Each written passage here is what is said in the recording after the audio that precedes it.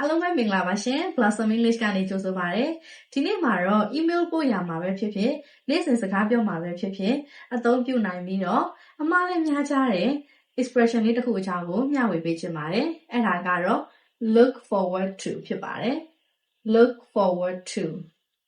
look forward to သူ့ရဲ့အဓိပ္ပာယ်ကတော့ကောင်းတာတစ်ခုခုပျော်စရာတစ်ခုခုဖြစ်လာတော့မှမို့လို့စိတ်လှုပ်ရှားစွာနဲ့စောင့်မျှော်နေတာမျိုးကိုပြောချင်တာပါ။ဒါဆိုရင် look forward to ကိုဘယ်နေရာတွေမှာတွေ့ရလဲ email ရဲ့အဆုံးမှာ I'm looking forward to hearing from you ငါမင်းစီကတခုခုပြန်ကြားရဖို့မျှော်နေမယ်နော် I'm looking forward to your reply ငါမင်းရဲ့ပြန်စာကိုမျှော်နေမယ်နော်စသဖြင့်အဆုံးသတ်အနေနဲ့ရေးချတာကိုတွေ့ရမှာပါဒါဆိုရင် look forward to ရဲ့အသုံးလေးကိုလေ့လာကြည့်ကြရအောင်ဒါဆိုရင် look forward to ရဲ့အနောက်မှာဘာတွေလိုက်ပြီးတော့သုံးကြမလဲ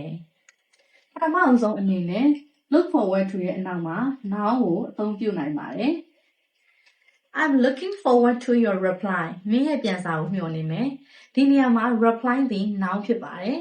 noun အနေနဲ့အသုံးပြုနိုင်ပါတယ်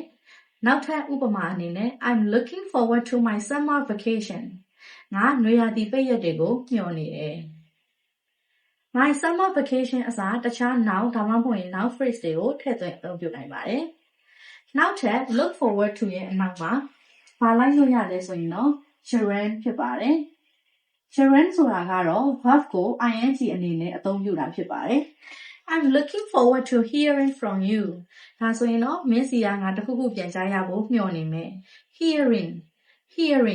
hear မှာ ing ထည့်ပြီးတော့ gerund အနေနဲ့အသုံးပြုထားပါတယ်ဒါဆိုရင်နောက်ထပ်ဥပမာအနေနဲ့ I'm looking forward to seeing you next week